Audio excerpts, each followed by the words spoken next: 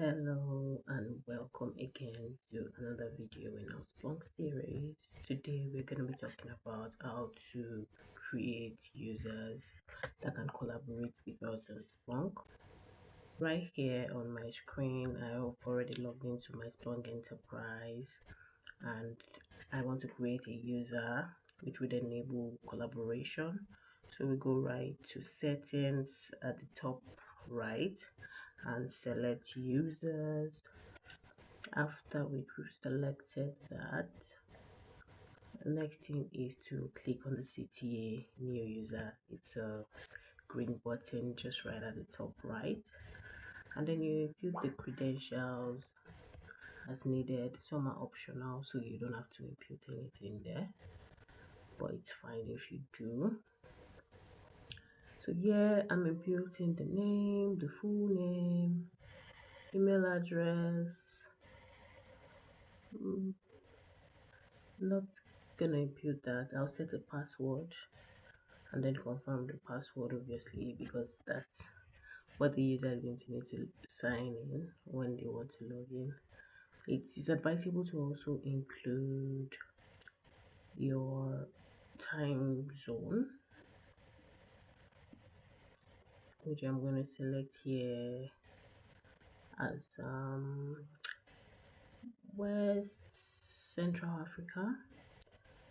I would want that to be a uniform time zone for all users within this particular Splunk enterprise. That way it's easier for collaboration, especially when we are dealing with timestamps. It's easier when I'm able to discuss with another user within the environment and say, oh, at 12 midnight I noticed that someone so user tried to log into their account, and then the other user is also able to check it from their hand. Default app will set it as the launcher. At this point, you can assign multiple roles to your user. I'll put a link down below for you to be able to understand all the different roles in Splunk. But for the purpose of this video, I'm only just adding the data management agent and also the user role as well for this particular user. I'm creating a role for the user, I'm checking the box, and then require password change, which is best practice in cybersecurity. Remember, Techy and CyberAware, and we're saving that. And now we can see that that user has been populated here on our screen. If you want to create more users, it's basically to follow the same process and set up their credentials and privileges as you deem fit or as the role requires. And